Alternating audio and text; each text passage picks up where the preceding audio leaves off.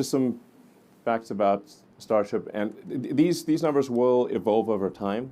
The height of the ship is about 50 meters, 164 feet. The 9-meter or 30-foot diameter. Well, you can just see it basically. It's got about 1,200 tons of propellant on the ship, and thrust is about 1,500 tons. Now these numbers will, we'll probably add more propellant over time, increase thrust. Diameter will stay the same. It's a huge pain to change diameter. So that'll tend to stay the same, but it'll probably get a little bit longer. And we're expecting payload capacity of 100 to 150 tons, depending on which orbit. So to a Starlink orbit, roughly 100 tons. Yeah. Over time, I think we can probably get the orbit for orbital refilling, the payload to an orbit for orbital refilling to about 200 tons, which is going to be very important for getting to Mars. So for getting to Mars, you also need the orbital refilling. Just like you have aerial refueling, the rockets will need orbital refilling. It's actually mostly oxygen. There's 3.5 tons of oxygen for every 1 ton of fuel. So that's why it's refilling, not refueling. So heat shield. So this is the world's largest heat shield. This is, we actually make this at our little factory in Florida near Cape Canaveral. We call it the bakery. And we're actually using a lot of techniques that are used for roofing tiles. So we need to have a heat shield that is capable of resisting extreme heat, but also is not crazy expensive. And our heat shield team has done amazing work in creating the world's largest heat shield, and one that is reusable, but also robust and low cost. So it's not a crazy money heat shield. And yeah, need good heat shield technology for entering from orbit.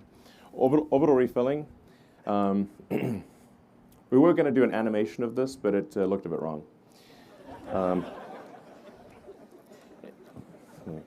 It is a fluid transfer.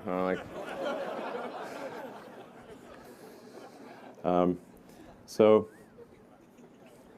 yeah. Play a little Barry White, Okay. So that's one of the technologies that is necessary for getting to Mars. So the ship would get to orbit with its payload, and then in orbit we'd refill the tanks, so it would have enough propellant to get to Mars. Mars is far. So now this is essentially docking in orbit, and with Dragon docking with the space station, this is a technology that that SpaceX has become quite good at. We've done, I think at this point, a couple dozen dockings with the space station, and it's actually way harder to dock with the space station than to dock with yourself. So this is, it is a thing we need to solve for Starship, but I'm confident that we can do this because we've done a lot of orbital docking already with Dragon. But this is going to be an important thing to demonstrate. What won't be necessary in the near term for Starlink launches, but it will be necessary for Mars and the Moon. So let's see, the super heavy booster.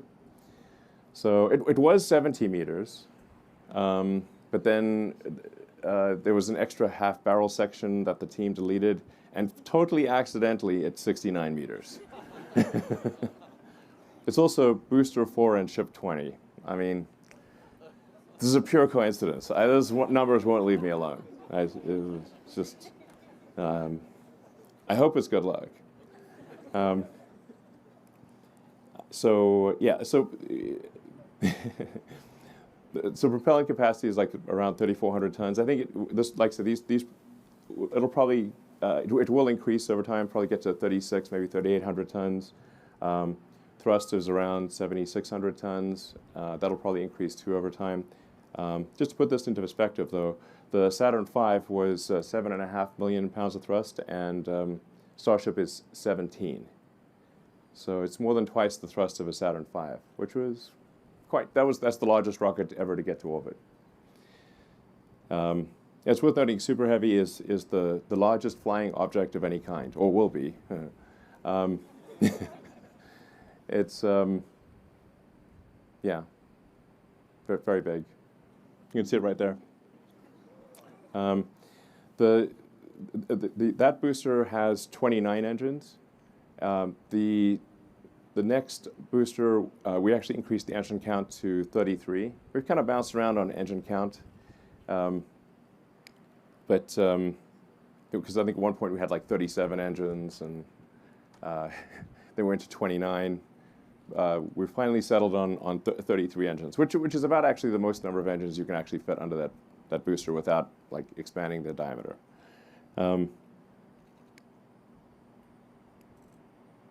Yeah, and then this tower.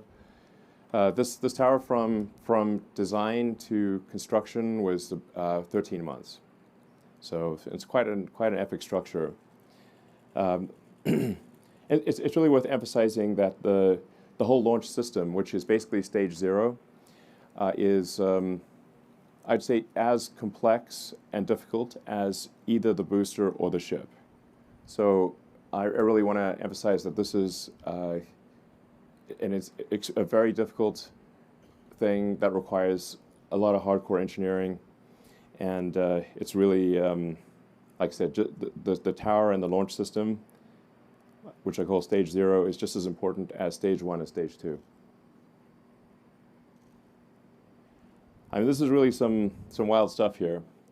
In fact, I mean, hard to believe it's real, except, you know, it's right there. So, yeah. And then Raptor development, Raptor 1 was 185 tons of thrust. Raptor 2 is 230 tons of thrust, and I think over time we can get that to probably 250 tons.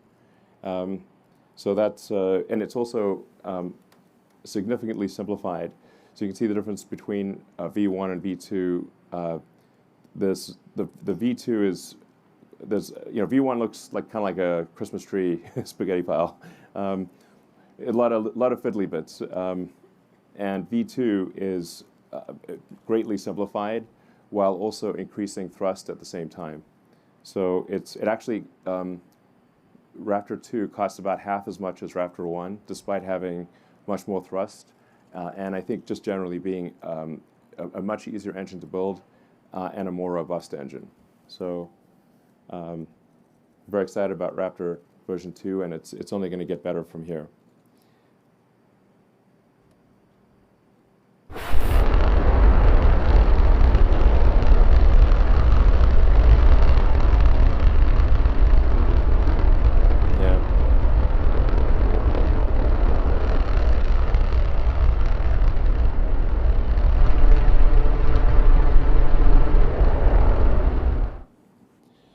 So yeah, so Raptor 2 is pretty sick, and we've actually the peak thrust that we've operated Raptor 2 at this point is 247 tons, and so I'm confident that with some improvements we can get to a 250 ton operating point, and continue to simplify and sort of robustify the engine. So it's really a spectacular piece of engineering. Extremely difficult to make and succeed. Engine has been mind-bogglingly difficult, but it is one of the essential keys to. I mean, it is essential, obviously, to making Starship work. It'll be the first full flow stage combustion engine to get to orbit. Yeah, kind of need that ISP and thrust to weight.